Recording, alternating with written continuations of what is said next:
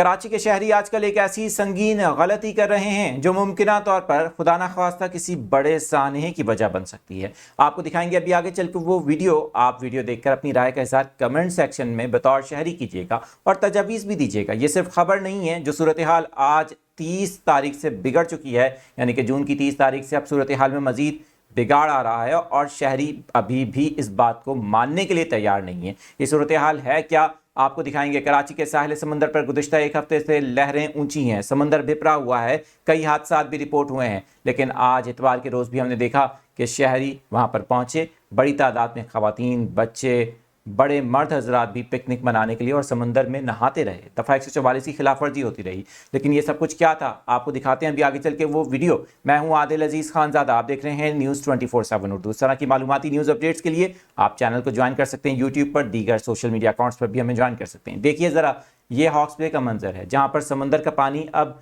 समंदर से बाहर ज़मीन की तरफ आ चुका है। बल्कि खबर तो ये आ रही है कि जो इब्राहिम हैदरी के इतराफ गांव देहात हैं, जो ख़ास तौर पे वो इलाके हैं जो कच्ची आबादी है, वहाँ पर पानी अब दाखिल होना शुरू हो गया है। ये सूरत हाल वैसे तो यूजुअली इस साल भी वही हो रहा है जो हर साल होता है। मानसून के सीज़न के अंदर समंदर की लहरें ऊंची होती हैं, लेकिन शहरी हर साल दफ़ा 144 की खिलाफ वर्जी करते हैं। कई हादसात भी होते हैं, गुज़िश्ता दिनों भी ऐसे वाक़यात रिपोर्ट हुए और इतवार के रोज़ 29 जून 2025 को भी यही सब कुछ देखने को मिला।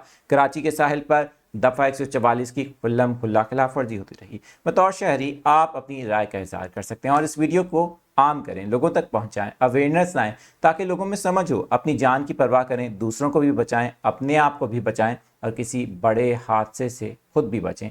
मज़ीद अपडेट्स के लिए देखते रहें न्यूज़ 24/7 उर्दू।